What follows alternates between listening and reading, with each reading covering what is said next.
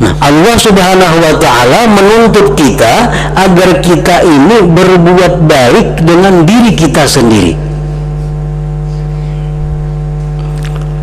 Nah, bagaimana caranya kita berbuat baik dengan diri sendiri itu? Ayyahmilaha 'ala ta'at wajtinabil mukhalafat.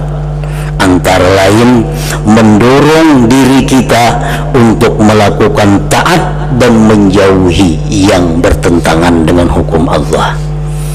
Nah, itu tanda bahwa kita melakukan kebaikan, melakukan ihsan kepada diri kita. Apa yang diperintahkan Allah, kita tekankan diri kita untuk segera melakukannya. Apa yang dilarang Allah, kita usahakan diri kita agar jauh daripada yang dilarang Allah. Bila kita mampu demikian, kita telah berbuat satu kebaikan kepada diri kita.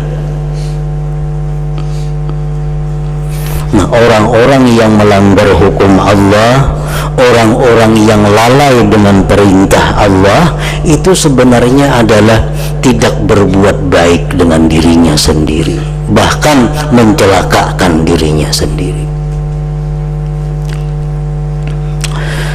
Dan termasuk lagi berbuat baik dengan diri kita sendiri adalah wala yuti'aha fi kulli ma turid. Dan kita tidak boleh mentaati akan diri kita pada tiap-tiap yang dia kehendaki. Kita ada punya nafsu. Imam Ghazali menjelaskan termasuk yang bisa memberikan gerak hati itu adalah nafsu.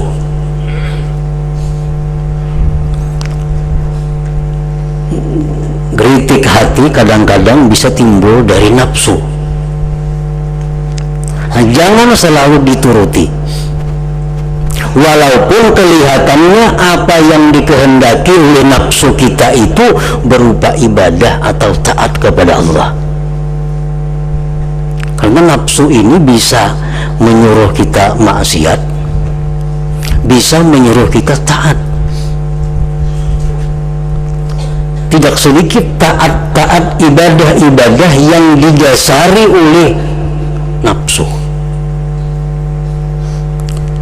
Nah, apabila kita berbuat baik kepada diri kita, kita jangan hendak selalu menuruti apa kehendak nafsu kita. Kita teliti, kita periksa apakah ini sesuai dengan apa yang diajarkan Allah dan Rasul atau tidak.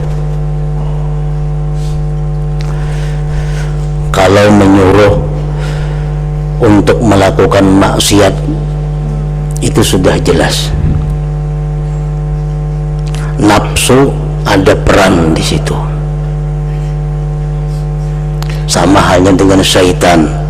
Cuma geritik nafsu ini biasanya mengarah kepada sesuatu.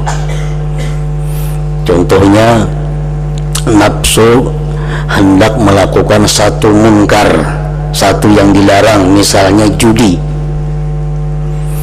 Nah, setiap hari, setiap saat kita didesaknya untuk judi atau untuk riba.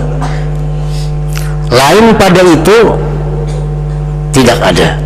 Selalu didorongnya hati kita untuk melakukan riba. Nah, ini alamat bahwa itu adalah gerakan nafsu. Lain hal dengan syaitan. Nah, syaitan ini yang penting kita jatuh kepada maksiat, apapun bentuk maksiat itu. Nah, kita digodanya untuk riba, kalau kita kada mampan maksiat yang lain lagi, maksiat selalu menawarkan macam-macam maksiat, itu syaitan. Kalau nafsu biasanya mengarah kepada satu tujuan maksiat. Nah, nafsu bisa mengajak kita berbuat taat. Bagaimana tandanya perbuatan taat kita itu didasari nafsu atau ikhlas karena Allah?